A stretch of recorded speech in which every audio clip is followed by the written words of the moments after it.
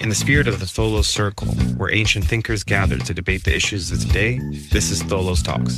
Through deep insight and thought-provoking dialogue, we offer the tools to decode complexity and illuminate the path forward. Welcome to episode 1 of our series on culture. Today we begin with a fundamental question. What is the role of culture and how does it matter? We'll delve into the significance of cultural heritage, its impact on nations and community, and why preserving it is crucial for future generations. To guide us through this vital topic, we have the distinct honor of welcoming Irina Bokova to the podcast. I'm so pleased to be able to chat with you today, Irina. As the first woman and the first European to lead UNESCO, Irina Bokova has left an indelible mark on the global stage. During her tenure as the Director General, she emerged as a powerful advocate for cultural preservation, navigating some of the most challenging times for heritage and humanity alike. Under her leadership, UNESCO responded to the cultural devastation wrought by ISIS, which led to an unprecedented scale of destruction not seen since World War II. Irina spearheaded the groundbreaking Unite for Heritage campaign at UNESCO, galvanizing international efforts to protect cultural sites and treasures under threat. Her work raised critical awareness about the links between the trafficking of antiquities and the financing of terrorism, underscoring the vital role that cultural heritage plays not only in our shared history, but in global security and national identity. Irina was previously the foreign minister of Bulgaria, so understands the important role that culture can play in diplomacy. She also served as a member of parliament in Bulgaria and participated in the drafting of Bulgaria's new constitution, which contributed significantly to paving the way for the country's accession to the European Union. With her extensive experience and unique insights, I'm so happy to welcome my good friend Irina Bokova to join us to explore the intersection of culture, conflict, and preservation. Her stories remind us why cultural heritage matters and how it can unite us in the face of division. So, Irina, let's start with your background. As we just heard, you have a very unique career in public service, guiding your country into the European Union and taking on the mantle of the leadership of UNESCO at a fraught time. What is it that drew you to public service? Well, thank you very much, Deborah, for this, first of all, kind presentation, but mostly for the opportunity to start this Basilinna series, because I do believe that culture, heritage preservation, and everything that you are doing, that so many people around the world are doing in order to preserve the common heritage of humanity is vital today when we live in times of technology advances, when we are interconnected, globalization. I do believe that culture plays a vital, I would say essential role in us being human beings. But your question is what drove me there. Well, I would say that when I was in school very early on, my curiosity led me to wanting to become an archaeologist. I thought I'm going to discover new civilizations, new galaxies, cultural galaxies, and I thought that there is nothing more important nowadays in the world than knowing more about the others. I was, of course, studying foreign languages. I was reading fascinating history stories, and I had, I would say, a wonderful teacher of history in school. So I thought my future is there. My future is archaeology and history. And then I decided to become a diplomat because I was trained as a diplomat. I worked as a diplomat, of course. As you said, I was involved also in the democratic transition of my country, Bulgaria, but this has never left me. This curiosity, this need to understand other cultures. And that is why when one of the, I would say, biggest honors in my life, the extraordinary honor to serve UNESCO in the United Nations, led me also to make something, I would say, more meaningful with my hobby, with my passion, but probably in a different level. That's great because you brought a wealth of experience and understanding to that role and this crossroads of diplomacy and culture, which are all important. And I think a lot of people have a broad understanding of what culture is. We go to museums, historical buildings, or historical archaeological sites, but it goes much deeper than that. Can you talk about heritage and what it means in this broader context? I do believe very deeply that heritage and culture are deeply ingrained in us. It is indeed what you just said is our identities. Whenever I have been in the world and I have traveled all over the world, I have visited so many World Heritage sites, and I have met communities and people, and it is amazing to see how proud they are. It is amazing to see this diversity of human civilization and the creation. I think heritage is not just bricks and stones. Of course, it is there. It is the beauty of creation in some cases. In the others, it is just the beginning. Whenever you go to the rock art of Al-Hula in Saudi Arabia, the recently uncovered rock art in Al-Hula, amazing, I would say, drawings, or to a Grotto of Lascaux in France, Chauvet, one of the oldest, Altamira in Spain, you see the desire of human beings from the thousands of years ago to create art, to transform the world that they see around them, and to transform them, to pass it on with their own eyes and their own creation. So, and of course, heritage is about stories, right? Yes. Heritage is about history. Heritage is about what communities, what preceding generations have lived through. It shows about the social transformations of societies sometimes. It teaches history. It teaches us also kind of a contingency that the world can be different also. It teaches us how to transform the world. And at the end of the day, I think what is very important, particularly nowadays, is that there is no pure culture anywhere in the world. And this is about the influences of different cultures. You go to different sites, it permeates, cultures permeate. And if you allow me just one example, it Please. reminded me of my visit to New Delhi a long time ago, some 15 years ago, and I went to the Red Fort, the World Heritage Site, and there are many temples there. Of course, there are Hindus, Buddhists, and others. And there was one mosque, beautiful marble mosque, and the guide took me there and said, you know, this is a unique type of mosque because here on this angle, you could see an influence of Hinduism, of Hinduist temples. Mm-hmm. On the other side, he said, you know, there is the Buddhist. And on the other, even, there was something which very much resembled Christian. And I was just thinking that it was not the first time that I was seeing something like that, that no pure culture. Cultures just permeate. They go one after another. They influence each other.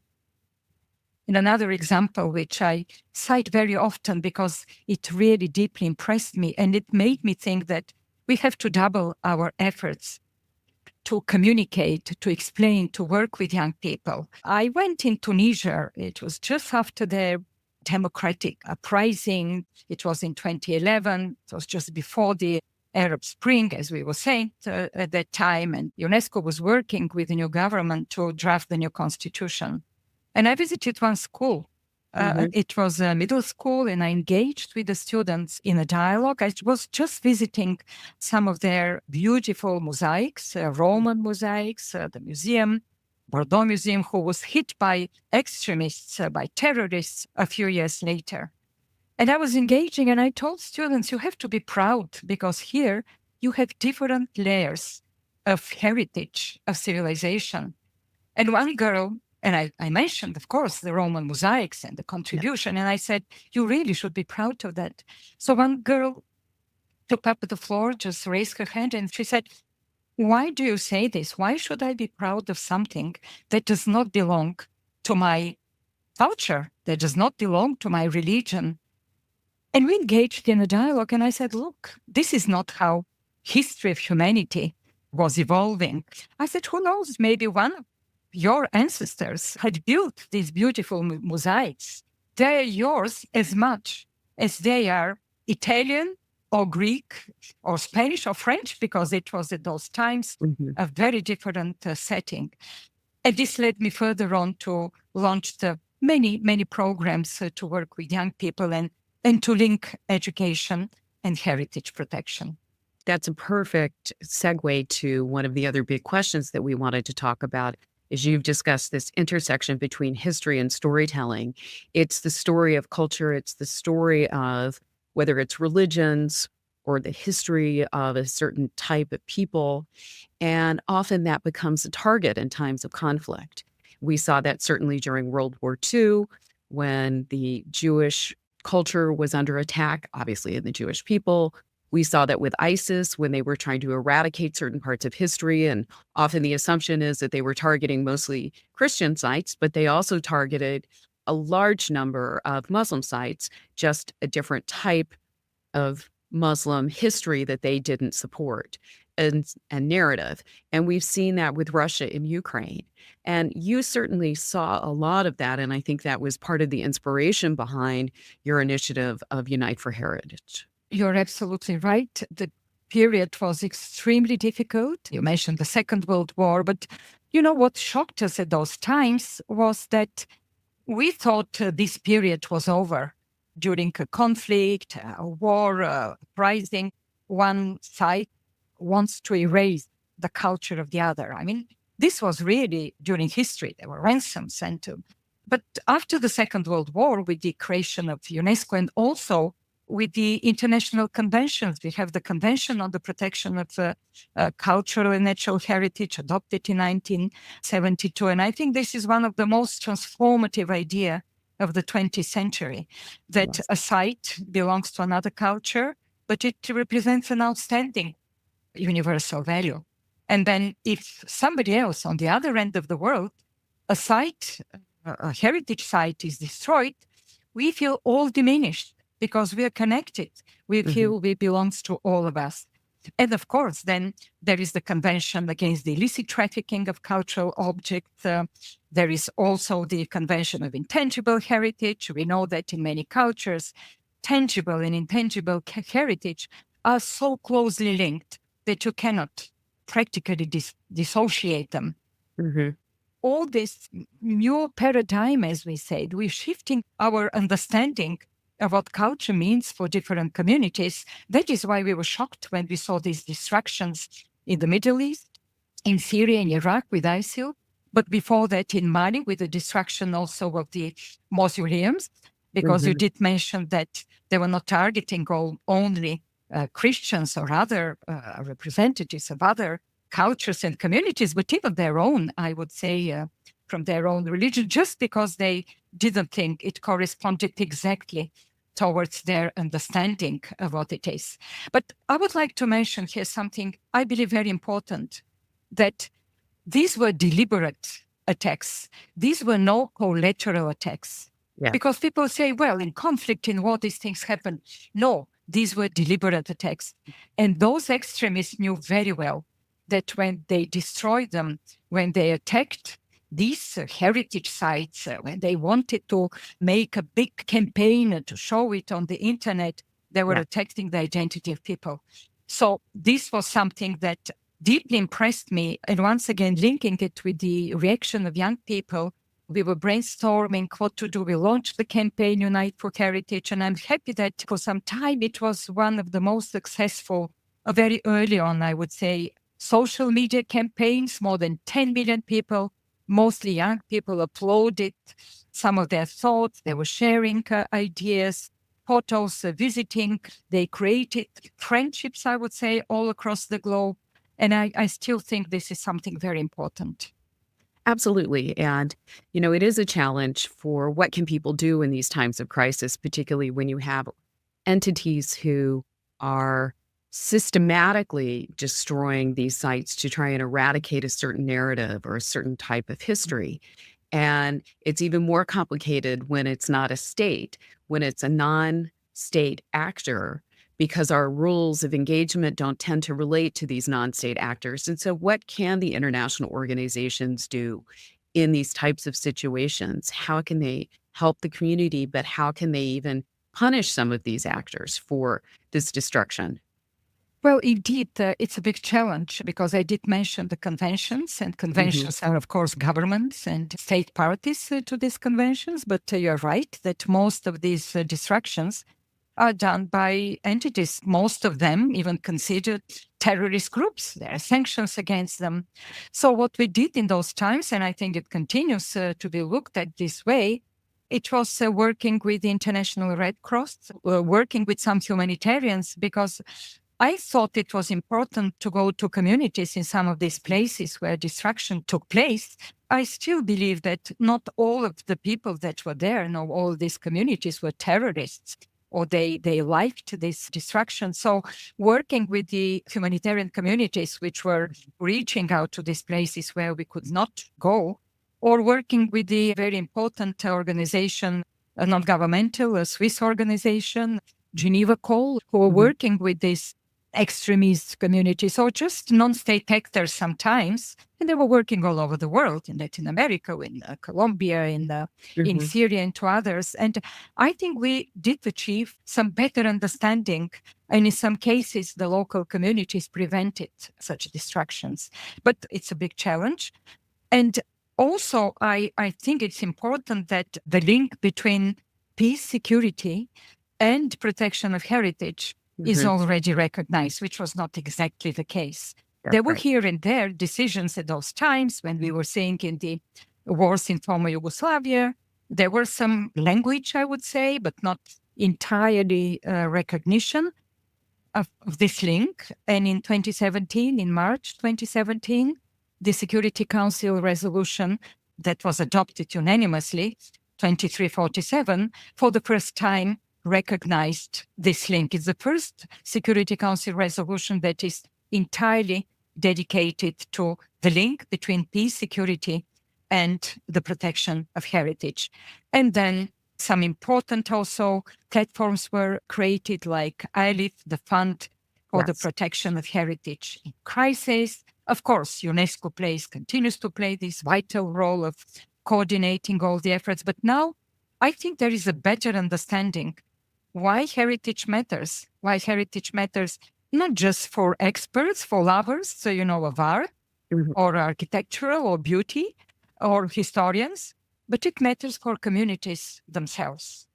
Absolutely. And under your leadership at UNESCO, we saw significant changes in the political will, where not only the UN was willing to take this on in addition to UNESCO, but now we know that NATO has taken this on and is engaged in training programs. The U.S. Department of Defense restarted the Monuments Men, and even at the leadership level, heads of state of the G20 have come together to recognize the importance of stopping the illicit trade in antiquities and its linkages to organized crime and terrorism. So there's been a significant change, but this really does play out at the community level. As you noted, most of the people there, particularly in a lot of the countries that are so-called source countries for a lot of these antiquities, are from poorer countries. And protection of these antiquities is really an opportunity for them. If we can vest them in the community, vest them in the protection of these sites. I know Zahi Hawass, who used to be the Minister of Antiquities in Egypt, talked often about the benefits of putting a wall around the pyramids, because then you could charge an entry fee and you could organize guides, and then you could coordinate, because when the visitors would come, they would need a place to eat and establish a local restaurant. And people wanted to buy little mementos. And all of a sudden you could see a community building up around these archaeological sites. So there's an economic opportunity that is lost if these sites are destroyed as well.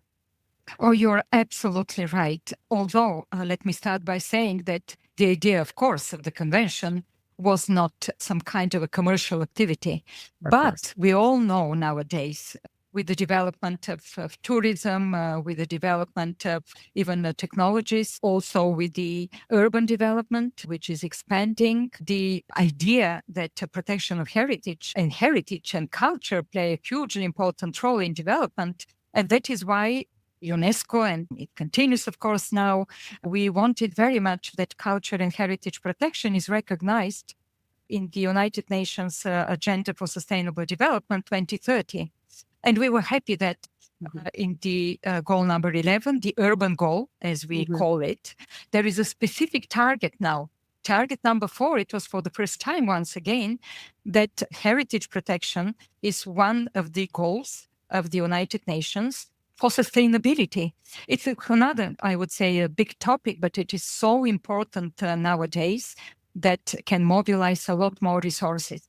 Now, of course, culture and heritage create opportunities for economic growth, for social inclusion, for developing of sustainable tourism. And I emphasize sustainable tourism there because it's one of the biggest, I would say, contributors to the GDP in very many countries.